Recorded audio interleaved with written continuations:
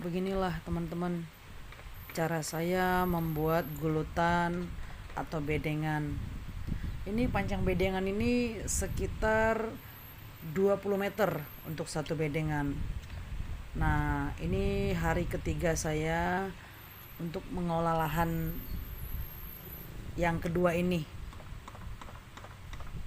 Jadi cara buat gulutan ini saya belajar dari almarhum papa saya. Kebetulan waktu kecil saya sering diajak ke ladang gitu. Jadi beginilah cara almarhum papa saya membuat bedengan.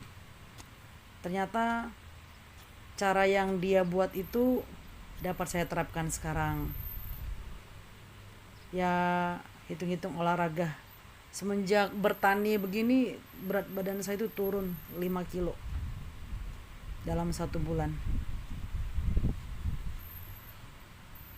Cukup menguras tenaga. Dan ini adalah cara saya merapikan gulutan atau bedengan.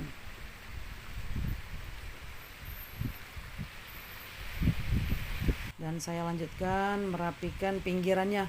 Jadi kalau misalnya hujan, ini bedengan suka longsor gitu. Jadi saya rapikan. Jadi saat hujan itu dia tidak jatuh atau rontok begitu. Ya, proses pemindahan katak porang yang udah saya tanam di sini yang tanpa gulutan.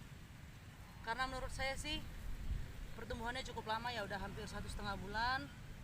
Muncul tunas saja belum ke permukaan. Setelah saya cek, ternyata nih, saya ambil satu contoh nih. Dekatin aja sini. Lihat sini. Kesini tunjukin aja, oke? Nah, saya ambil salah satu contoh. Proses penanaman katak porang berusia 1,5 bulan. Nih, lihat nih. Muncul di permukaan aja enggak? Mungkin karena faktor hujan yang begitu jarang kali ya, tapi ada juga faktor lain nih, teman-teman. Nih, kita bongkar ya. Pelan-pelan. Takut terkena akar. Saya nggak tahu ya apakah proses ini dibenarkan atau tidak. Saya hanya coba membuat cara tersendiri dengan cara memindahkan ini ke gulutan yang udah baru saya buat ini. Jadi coba kita lihat ya. Ini sudah kedalamannya sudah ada sekitar hampir 15 cm.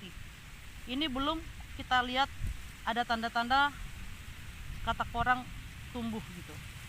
Nah, ini coba kita lihat nih ha. Nih kataknya nih. Coba dijumrok nih. Deketin nih. Ini kedalaman sekitar 20 cm. Nih. Dia baru ada. Nih. Proses pengangkatannya supaya tidak melukai akar. Nih. Sudah berakar ya. Dan kedalaman yang dibuat di sini sekitar 25 cm. Adalah 20 atau 25 cm nih kedalamannya nih. Ya, mungkin itu lagi yang menjadi faktor penghambat pertumbuhan katak porang ini agak sedikit lama ya. Jadi kita coba pindahkan ke media gulutan. Ini dia. Kita coba ya. Kita kasih jarak tanamnya itu sekitar 30 cm. 30 cm. Kita taruh kompos dan kita tabur tanah. Jadi saya buat itu bekas tanah. Bekas tanah dia tumbuh supaya dia lebih mudah beradaptasi. Ini saya buat sekitar 10 cm aja. 10 cm. Kita tutup kembali. Nah, jadi tidak terlalu dalam. Kita belajar dari pola tanam kita di awal tadi. Semoga di sini dia akan ada pertumbuhan yang lebih baik. Dan karena di sini saya di tanpa naungan ya, agak sedikit panas ya, bukan agak sedikit panas, sangat panas sekali kalau di siang hari ini. Apalagi hujan di sini tuh seminggu sekali baru turun gitu loh. Jadi kita agak sedikit kasih tutupan supaya dia agak lembab tanahnya. Nah, kita coba lagi untuk yang kedua.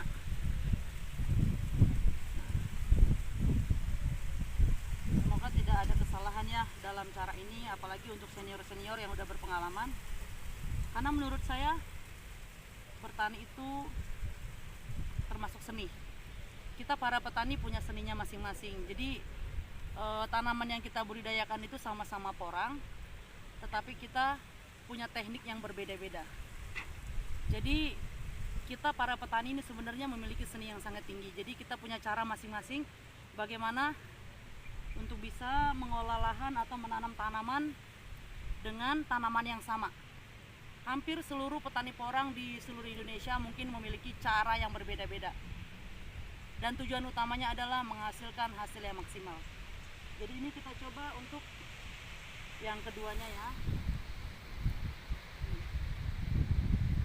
Oke, saya ambil yang